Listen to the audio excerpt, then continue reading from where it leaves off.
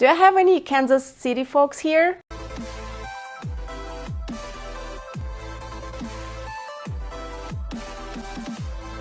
Hi, this is ℊ𝕍𝕉 with ℍ𝕠𝕟𝕟𝕖𔔑 Realty, powered by eXp Realty here in Asheville, North Carolina.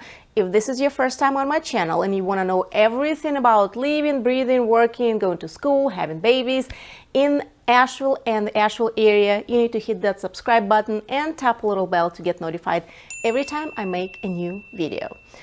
Our team helped dozens of people relocate to the Asheville area. So if you're one of them, if you are somebody who is thinking about moving, or you just want to figure out if this is the right area for you, give us a call, email us. Our contact information is right here.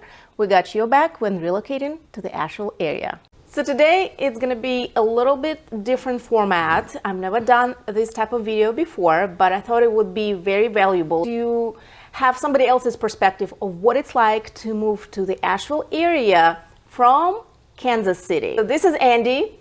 Andy moved to the Asheville area last year. Yep, right about April. It's been 1 year, yeah. How did you even find Asheville? So my parents are getting older, and they're starting to need a little bit more attention. And I said, you know, Mom, Dad, I'm looking at moving to the East Coast. Can you make a recommendation? And they said, go look at Asheville. Go check it out. So a little more than a year ago, I came out here and grabbed an Airbnb and spent 2 weeks just kind of bumming around town and fell in love with the place. Went home and actually emailed you and said, hey, I'm coming. It'll be about a year before I'm got everything wrapped up and I'm ready to go, but I'm coming. Let's start having these conversations. Yes, I remember. And I spent that year getting everything ready to go, getting everything packed, downsizing a lot. And then January I came out and started house shopping with you. Within like a week and a half, we had something under contract. I went back to Kansas City, finished out the closing there, and then packed up the U-Haul and hit the road. Now that you've been here for some time, can you share your perspective? Because I always share my perspective, but it's all about, you know, personal experience. And if you haven't been here, or if you haven't been somewhere else, you really don't have, you know, no point of reference, right?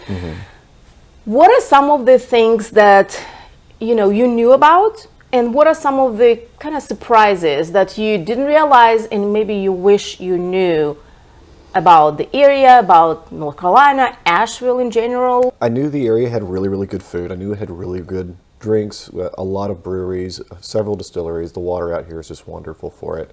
I knew it was a tourist town, but you never quite realize exactly what that means. There are pros and cons to living in a tourist town. One of the pros is you have amazing venues and amazing things to go do. One of the cons is it's a lot of tourists. It's hard to go out and just meet people in the wild because you don't know if they're here for the long time or here for just a good time. Right. But one of the most surprising things for me moving out here was how differently the rain feels. What do you mean? So to begin with, it rains a third of the time here. Like, it's always wet. But we're so much closer to the clouds that the rain doesn't have as much time to form and fall. So the rain feels lighter and softer on your skin for some reason. Even my friends that have come out have mentioned that the rain just feels differently than it does here than compared to like Kansas City. So what area do you live in? I know where you live in, but just for everyone else's So I live in kind of the southeast corner of Asheville, right near a community called Fairview. To me, as soon as you hit Charlotte Highway, it's all Fairview. I know it's technically not, but it's might as well be. Yeah. I live outside of it, but everybody's like, oh no, you're a Fairview person. Was there any rhyme or reason why you picked this area in particular? Or? Honestly, it boils down to availability of the market. Houses go on the market here and they disappear fairly quickly. So really coming out here and spending time and trying to get something locked down in person is highly recommended. Otherwise, you're not going to have much time to look at a house. You're not going to have much time to shop around. You're not going to have much time to think about, oh, do I want this? You have to look at a house and say, does it meet my bare minimum needs? And is it something that I can improve and make it into what I want? If the answer is yes, get your offer in. Get it in quick because other people are scrounging around for these houses as well. Also, that was almost a year ago. And now, thankfully, in this regard, the market did change. It shifted, and it's not as crazy as it used to be. Now, interest rates are super high, so that's another thing that a lot of people struggle with. But we still see multiple offer situations. So they're still here, not as crazy as when you were shopping for a house, because back then you really didn't have much time to think. Yep. And so when we first started talking, we were talking about, either the north side of Asheville or the west side of Asheville. And the right house just happened to be in the southeast. Do you have any tips for somebody who wants to relocate to this area from, not just where you came from, but from other states, just in general? The roads here are very, very narrow. They're always on a hill. What?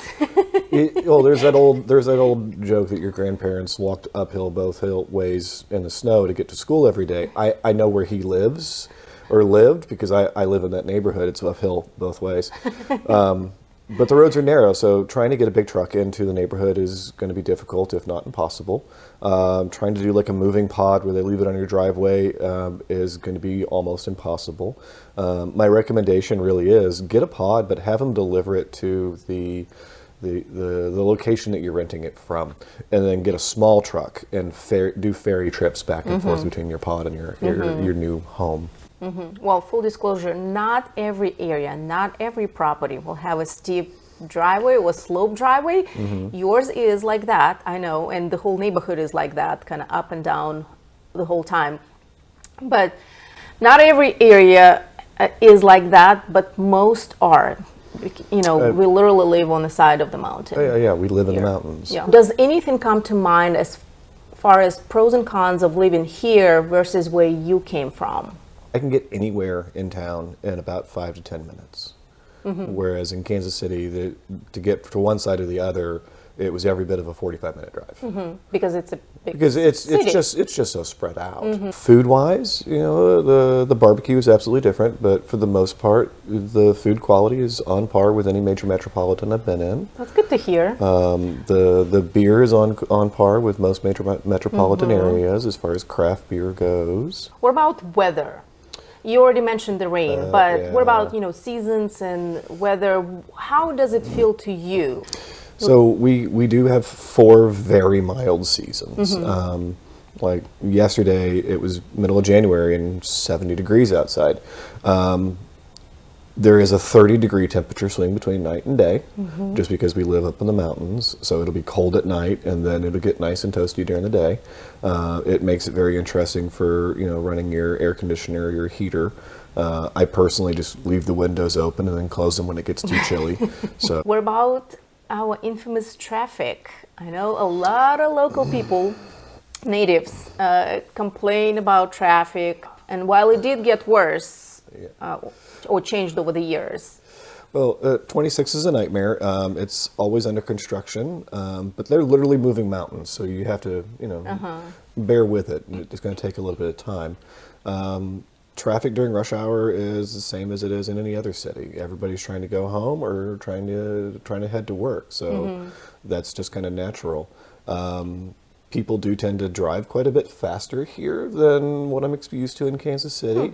And then I don't know that it's necessarily the natives as much as it is the tourists. You'll see the Corvettes and the go fast cars buzz around you with different state tags. But there's no straight roads, so you have to pay attention. You have to keep your hands on the wheel, and it makes for a lot of really fun driving because there's no road hypnotism or anything like that. It's switchbacks and around corners, and it can be a lot of fun. Just FYI, I-26 is one of the highways that we have go through Henderson County, or go from Henderson County, which is on the south side, all the way to Madison County and beyond, but it goes pretty much through town, and it's a lot of people commute using I-26. That is why it's always congested, and a lot of people go through it or travel through it when they just travel through the area. So that's why I think it's going to get better once they're done with construction. And I say it looks gorgeous. It's just going to be a while until Right, it's done. but it's going to get better. It's just now not in optimal condition. Let's just put it that way. Yep. What are some of the maybe negatives? Or I wouldn't necessarily call them negatives. They're just realities of living here. You have to learn to live alongside bears. There are over 300 bears living inside of Asheville city limits year-round, and they go through your trash, and you will see them. On the side of the road, you'll have to give them room and give them space. There's a mom and 2 cubs that patrol my neighborhood every trash day. So you have to be mindful and learn to respect them and learn that they live here too. Right. They were here before us. We actually moved into their territory. Did they ever trash your trash? Spread your trash all over the neighborhood? They have not gotten a hold of my trash, but I have cleaned trash out of my yard more than one time. From them dragging other people's trash bags through the sticks and breaking them open and trying to get it leftover popcorn or whatever. Some other, so to speak, reality or something that maybe not a lot of people talk about or want to talk about, but it's kind of obvious when you come here. There is a significant homeless population here. Like I mentioned before, we have 4 very mild seasons. It is very easy to live outside year-round and be comfortable here.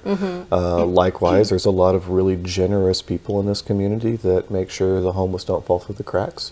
So they have lots of support. They don't have a reason not to stay. So you'll see quite a bit of homeless, and unfortunately, as a result, you'll see quite a bit of petty theft from your properties. From the homeless going around just looking for something they can pick up and sell or pick up and use to make their lives a little bit easier. Were you a victim of a nonviolent crime like that? Thankfully, no, I have not experienced that in my neighborhood. I know a lot of my neighbors do keep, the Ring cameras or whatever on, but a vast majority of the time it's there to take pictures of bears, not homeless. What we experienced, and of course, nobody asks their ID. It's not always the homeless people who commit crimes. In fact, a lot of times homeless people or people who experience homelessness are not violent at all. But it's other people who are maybe, for whatever reason. Recently, somebody broke into our neighbor's car. All the cameras picked it up. It was at 5 o'clock in the morning.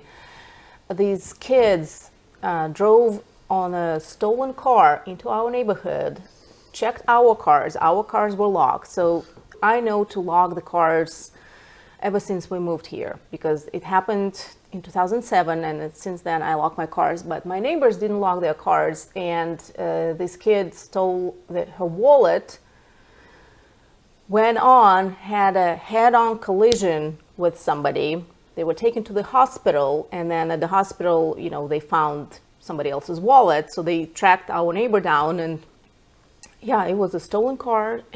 Just crazy.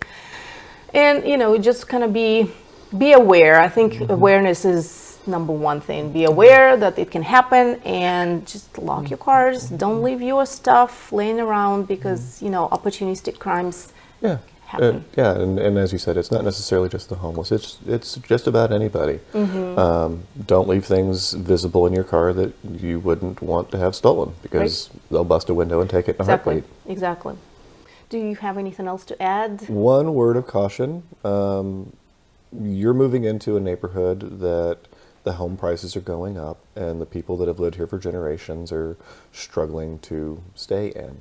So you're going to see a little bit of resentment from some of the locals to you coming to their communities. I've had more than one time where I've had to not mention that I moved here, because it was pretty obvious that they were disgruntled with all the new people coming into the communities and the changing of the demographics. Well, interestingly enough, the majority of people in Asheville specifically, not outside of Asheville, are not from here. Outside of Asheville, in those smaller towns, yes, but in Asheville. So it's, you can argue that it's fair game, but and this is a glorious place to live. Everybody wants to come here. Right. Well, thank you. Thank you so much. Appreciate you taking time. Thank you for helping me find my home here. You're welcome. You're welcome. Well, that's it. Let me know what you think about our interview in the comments below. If you want to learn more about what it's like to live in the Asheville area, you can check out some other playlists and some other videos that I previously made. I'm going to post them right here. Subscribe to my channel, hit the little bell to get notified every time I make a new video to keep you up to date. And as always, if you need any kind of help relocating to the Asheville area, hit me and my team up. Our contact information is right here, and I will see you next time.